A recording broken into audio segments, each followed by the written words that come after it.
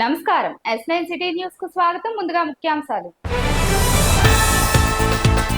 Tadepalligudem MLA Bolisetti Srinivas ను మర్యాదపూర్వకంగా కలిసిన బొబ్బిలి ఎమ్మెల్యే. వియత్నాం బోటు ప్రమాదంలో సురక్షితంగా బయటపడ్డ తాడేపల్లిగూడెం వాసి. తాడేపల్లిగూడెం శాసనసభ్యులు ప్రభుత్వ విప్ బొలిశెట్టి శ్రీనివాస్ ను బొబ్బిలి శాసనసభ్యులు బేబీ నాయన మర్యాదపూర్వకంగా కలిశారు. ప్రభుత్వ విప్ తాడేపల్లిగూడెం ఎమ్మెల్యే బొలిశెట్టి శ్రీనివాస్ బొబ్బిలి నియోజకవర్గం సమీపంలో ఉన్న వారి ఉద్యాన క్షేత్రాన్ని సందర్శించడానికి రావడం జరిగింది. బొబ్బిలి శాసనసభ్యులు బేబీ నాయన ఈ రోజు వారిని మర్యాదపూర్వకంగా కలిశారు. పశ్చిమ గోదావరి జిల్లా తాడేపల్లిగూడెం నియోజకవర్గ పరిధిలో SIR ప్రక్రియను అధికారులు ముమ్మరంగా నిర్వహిస్తున్నారు. బూత్ లెవెల్ అధికారులు ఇంటింటికి వెళ్లి వాటర్లను ప్రత్యక్షంగా కలుసుకుని వారి వివరాలను ధృవీకరిస్తున్నారు. అవసరమైన చోట కొత్త వాటర్లు నమోదు, చిరునామా మార్పులు, ఇతర సవరణలకు సంబంధించిన దరఖాస్తులను స్వీకరిస్తున్నారు. అలాగే బూత్ లెవెల్ ఏజెంట్లు కూడా ఈ ప్రక్రియలో భాగస్వాములై వాటర్లకు అవగాహన కల్పిస్తున్నారు. ప్రస్తుతం SIR ప్రక్రియ గడువు ముగియడానికి మరో 4 రోజులు మాత్రమే మిగిలి ఉండగా తాడేపల్లిగూడెం మండలంలో ఇప్పటికే సుమారు 83% ప్రక్రియ పూర్తయిందని మండల రెవెన్యూ అధికారి సునీల్ కుమార్ తెలిపారు. మిగిలిన వాటర్ల వివరాలను కూడా నిర్ణీత గడువులోగా పూర్తి చేయడానికి ప్రత్యేక చర్యలు తీసుకుంటున్నామని ఆయన చెప్పారు. అయితే ఈ ప్రక్రియపై సోషల్ మీడియాలో కొన్ని వర్గాల్లో పలు అపోహలు ప్రచారంలో ఉన్నాయని, వాటిని ప్రజలు నమ్మవద్దని MRO సునీల్ కుమార్ స్పష్టం చేశారు. వాటర్ జాబితా సవరణ పూర్తిగా ఎన్నికల సంఘం నిబంధనల ప్రకారమే జరుగుతుందని, అర్హులైన ఒక్కరి ఓటు కూడా తొలగించే ఉద్దేశం లేదన్నారు. రివిజన్ జరుగుతూ ఉంటుంది, కానీ ఇప్పుడు స్పెషల్ ఇంటెన్సివ్ రివిజన్ల ముఖ్య ఉద్దేశం ఏంటంటే 20 years బ్యాక్ అంటే 2002 ఉన్నటువంటి వాటర్ లిస్ట్ని ఇప్పుడున్న వాటర్ లిస్ట్లో బేస్ చేసుకుని వాళ్ళ నుంచి ఫ్యామిలీ మ్యాపింగ్ చేసి ఫ్యామిలీ మ్యాపింగ్ ఆధారంగా చేయడం జరిగింది. తాడేపల్లిగూడెం కాన్స్టిట్యున్సీలో 70% ఫ్యామిలీ మ్యాపింగ్ జరిగింది. వాళ్ళందరికీ కూడా వాటర్స్ని చెక్ చేసి ఇవ్వడం జరిగింది. ఏదైతే ఫ్యామిలీ మ్యాపింగ్ లేకుండా ఉన్నటువంటి వాటర్ని ఎక్కడ నుంచి వచ్చారు, ఎక్కడి నుంచి మైగ్రేట్ అని తెలుసుకుని వాళ్ళకి 12 రకాల యొక్క ధృవీకరణ పత్రాలు అంటే పాస్పోర్ట్ కానీ, డ్రైవింగ్ లైసెన్స్ కానీ, ఆధార్ కానీ ఏదైనా సరే ప్రూఫ్స్ తోటి వెరిఫై చేయడం జరిగింది.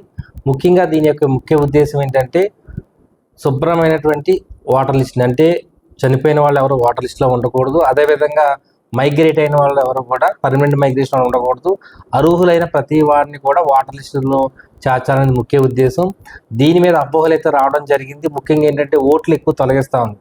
ప్రతి వాటర్ని కూడా BLO 3 సార్లు వెరిఫై చేసుకుని వాళ్ళు ఆ డోర్ నెంబర్లో లైన్ నిర్ధారించిన తర్వాతే ప్రతి బూత్కి కూడా బూత్ లెవెల్ ఏజెంట్తో పాటు బూత్ లెవెల్ ఆఫీసర్తో పాటు బూత్ లెవెల్ ఏజెంట్ కూడా అన్ని పొలిటికల్ పార్టీస్ నామినేట్ చేయడం జరిగింది. వాళ్ళందరి సమక్షంలో ఎవరైతే ఇప్పటి వరకు 83.11% అవ్వడం జరిగింది. రేపు లేని వాళ్ళందరూ కూడా లిస్టు పబ్లికేషన్ చేసి BLAs తోటి సమావేశం పెట్టి నిజంగా వాళ్ళు లేకపోతే మాత్రమే వాళ్ళని లేరని చెప్పి మ్యాపింగ్ చేయడం. అక్కడ ఉన్నటువంటి వార్డు సచివాలయ సిబ్బంది కూడా పక్కన ఉన్న సిబ్బందితో పాటు ఎవరైతే ట్రేస్ అవ్వలేదో వాళ్ళ యొక్క వివరాలని వార్డ్ టు వార్డ్ షేర్ చేసుకోవడం జరిగింది.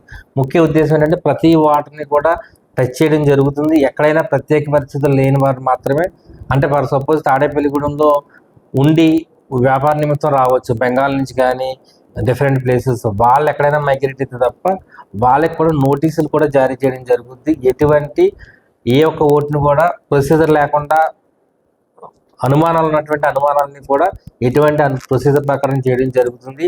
ఏ ఒక్క ఓటుని కూడా అర్హత ఉన్నటువంటి ఏ ఒక్క ఓటుని కూడా తొలగించబడదు. మంది ఇప్పుడు ఫ్యామిలీ మ్యాపింగ్ అని చెప్పాం. ఫ్యామిలీ మ్యాపింగ్ చేసినప్పుడు ఎవరైతే పెళ్ళయ్యి పుట్టింట్లో ఓటు ఉంటుంది, అత్తగారింట్లో ఓటు ఉంది, ఆ వాటర్ కొట్టగానే ఎక్కడైతే మ్యాపింగ్ అయితే మ్యాపింగ్ అని వచ్చేస్తుంది. ఓకే, అటువంటి అప్పుడు వాటర్ యొక్క ఇష్టం 1, 2 ఎక్కడైతే ఉన్న ఓట్లన్నీ కూడా సైమల్టేనియస్గా తొలగించబడతాయి, ఆటోమేటిక్గా డిలీట్ అవుతాయి. ఎందుకంటే సిస్టంలో చూపించేస్తుంది ఎక్కడైనా సరే ఆల్రెడీ ఇప్పుడు ఆ పుట్టింట్లో వాళ్ళ తల్లిదండ్రులు అమ్మాయి వివరాలు కూడా. అందుకే 2002 వాటర్ లిస్టులో మ్యాపింగ్ చేయడం జరుగుతుంది.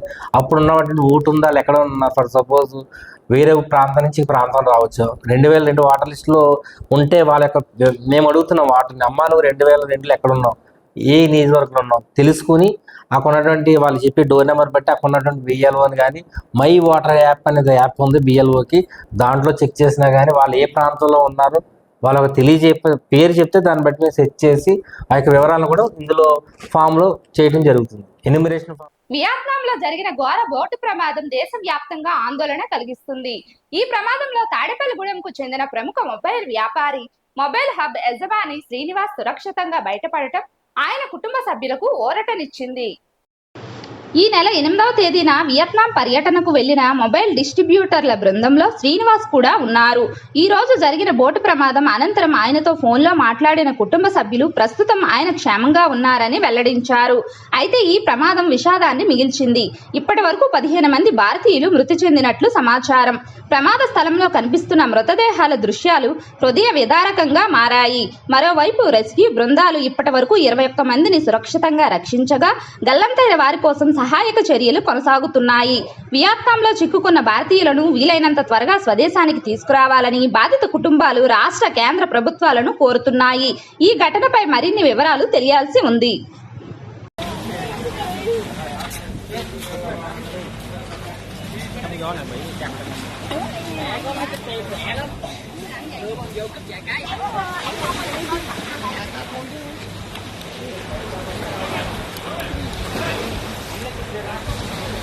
They counting only how many dead bodies?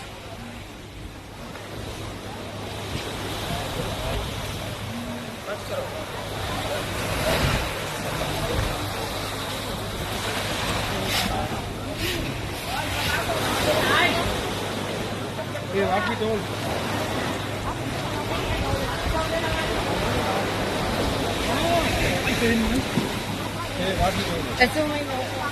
Tadepalli నుంచి మొబైల్ హబ్ తరపున కంపెనీ ట్రిప్స్ అయితే రెగ్యులర్గా మేము అటెండ్ అవుతూ ఉంటాము. సో కంపెనీ టార్గెట్స్ వేసిస్తూ ఉంటే ఆ టార్గెట్స్ ఏదైతే అచీవ్ అయినప్పుడు లాంగ్ ట్రిప్స్, ఇంటర్నేషనల్ ట్రిప్స్ తీసుకెళ్తూ ఉంటుంది. అదే పరంగా ఈసారి మనం వియత్నాం, మా బ్రదర్ ఎవరైతే శ్రీనివాస్ గారు, హరిహర శ్రీనివాస్ గారు లావా కంపెనీ డిస్ట్రిబ్యూటర్గా ఉన్నారు. ఆయన టార్గెట్ అచీవ్ అయ్యి వియత్నాం ట్రిప్కి అయితే వెళ్ళడం జరిగింది. ఈ ట్రిప్లో అనుకోకుండా ప్రమాదవశాత్తు ఈరోజు జరిగిన చాలా బాధాకరమైన సిచ్యువేషన్, బోట్ అయితే అక్కడ తిరగబడడం జరిగింది. ఆ బోటు ప్రమాదంలో ఆల్మోస్ట్ మన లావా కంపెనీ తరఫున ఎవరైతే ట్రిప్లో ఉన్నారో ఆ ట్రిప్లో వాళ్ళు 32 మంది బోట్లో ఉన్నారు. వీళ్ళందరూ కలిపి 3 బోట్ల మీద వెళ్తున్నారు ఒక దీవి నుంచి. ఆ ప్రయాణంలో ఒక బోట్ అయితే తిరగబడడం జరిగింది. అందులో అదృష్టవశాత్తు మా అన్నయ్య గారు హరిహర శ్రీనివాస్ గారు లేకపోవడం చాలా ఆనందకరం. చాలా సేఫ్గా ఉన్నారని చెప్పి ఇమీడియట్గా ఒక 1 అవర్ తర్వాత ఆయన వీడియో కాల్ చేయడం జరిగింది. మేము వీడియో కాల్లో కూడా మాట్లాడడం. అంతకంటే ఎక్కువ బాధాకరం ఏంటంటే ఎవరైతే మిగతా బోట్లో ఉన్నారో ఆ బోట్లో ఉన్నారు కూడా నిత్యం మాతో పాటు కాంటాక్ట్లో ఉన్నవారే తోటి డిస్ట్రిబ్యూటర్స్, వాళ్ళలో కొంతమంది ప్రమాదవశాత్తు చనిపోవడం జరిగింది. ఇది చాలా బాధాకరమైన విషయం. ఇలాంటి ఇంటర్నేషనల్ ట్రిప్ రెగ్యులర్గా జరుగుతూ ఉంటాయి, రెగ్యులర్గా మేము వెళ్తూ ఉంటాం. కానీ ఎంత బాధాకరమైన విషయం చోటు చేసుకోవడం మా అందరికీ కూడా, మా ఫ్యామిలీ మెంబర్స్ ప్రతి ఒక్కరు కూడా చాలా బాధగా ఉంది. మా అన్నయ్య గారు కూడా చాలా సేఫ్గా ఉన్న కూడా చాలా హ్యాపీగా ఉంది. ఆయనతో వీడియో కాల్ మాట్లాడడం జరిగింది. ఈ విషయం తెలిసిన వెంటనే మధ్యాహ్నం మా mobile association state union presidents అందరూ కూడా లోకేష్ గారితోనూ అలాగే ప్రతి ఒక్కరితో కూడా మాట్లాడడం జరిగింది. లోకేష్ గారు స్పందించి అక్కడ ఏదైతే ప్రభుత్వం గవర్నమెంట్ ఉందో గవర్నమెంట్తో మాట్లాడడం జరిగింది. అలాగే ఇక్కడ మీడియా వాళ్ళు కూడా ప్రతి ఒక్కళ్ళు కూడా చొరవ తీసుకుని చాలా ఫాస్ట్ యాక్టివిటీ చేయడం జరిగింది. సో మా విన్నపం ఏంటంటే ఎంత వీలైతే అంత వీలుగా త్వరగా వాళ్ళని ఇంకా ఈ ట్రిప్ ఇంకా 3 రోజులు కొనసాగింపు ఉంది. ఆ ట్రిప్ క్యాన్సిల్ చేసుకుని బిఫోరే వాళ్ళని పంపించాలని కోరుకుంటున్నాం. అంతేకాకుండా అక్కడ ప్రమాదం జరిగిన ఏదైతే ఉందో ప్రమాదవశాత్తు చనిపోయిన ప్రతి ఒక్కరిని కూడా వీలైన త్వరగా మన ప్రభుత్వం చొరవ తీసుకుని ఇక్కడ తీసుకురావాల్సిందిగా కోరుతున్నాం. ప్రతి ఒక్కరికి ఏదైనా కానీ ఎలాంటి ప్రమాదాలు జరగకుండా తగిన జాగ్రత్తలు ప్రతి ఒక్కరు కూడా తీసుకోవాలి. ఇలాంటి సిచ్యువేషన్ని మాట్లాడడానికి కూడా చాలా బాధాకరంగా ఉంది. గత వారంతో పోల్చుకుంటే టమాటా ధర తగ్గిందని, ఉల్లిపాయ ధర పెరిగినట్లు హోల్సేల్ వ్యాపారి గోపిశెట్టి వెంకటేశ్వరరావు తెలిపారు. ఆదివారం తాడేపల్లిగూడెం సంత మార్కెట్లో ధరలను వివరించారు. గత వారం ఉల్లిపాయలు 100 రూపాయలకు 6 కిలోలు లభించగా ఈ వారం 5 కిలోలు విక్రయించినట్లు తెలిపారు. టమాటా గత వారం కిలో 50 రూపాయలు కాగా ఈ వారం 40 రూపాయలకు తగ్గిందన్నారు. మిగిలిన కూరగాయలు కిలో 20 రూపాయల నుంచి 40 రూపాయలు విక్రయించినట్లు తెలిపారు.